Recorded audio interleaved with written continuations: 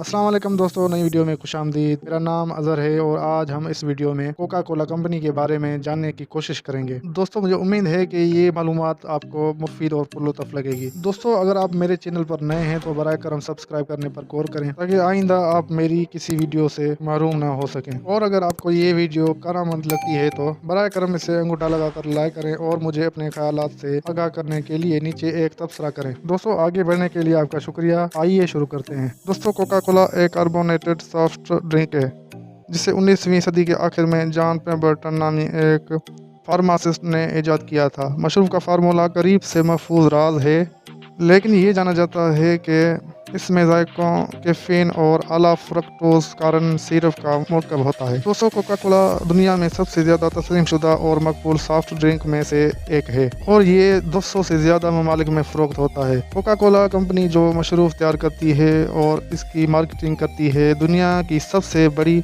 मशरूबात की कंपनी में से एक है, जिसका एक पोर्टफोलियो है जिसमें स्प्राइट, फांटा और दास्तानी जैसे दीगर मशहूर ब्रांड भी शामिल हैं। दोस्तों, कोका कोला से जहां दुनिया भर में लाखों लोग लुत्फ़अंदोज़ होते हैं, वहीं ये गुज़िश्ता बरसों से तनाज़ात का मौजू भी रहा है। सेहत आमा पर चीनी के आला मवाद के असरात के बारे में कुछ खदशात का इजहार किया गया है, जबकि दूसरों ने कंपनी को इसके माहौलियात तरीकों और मजदूरी की पॉलिसियों पर तनकीद का निशाना बनाया है। इन मसाइल के बावजूद कोका कोला एक मकबूल और मशहूर ब्रांड है।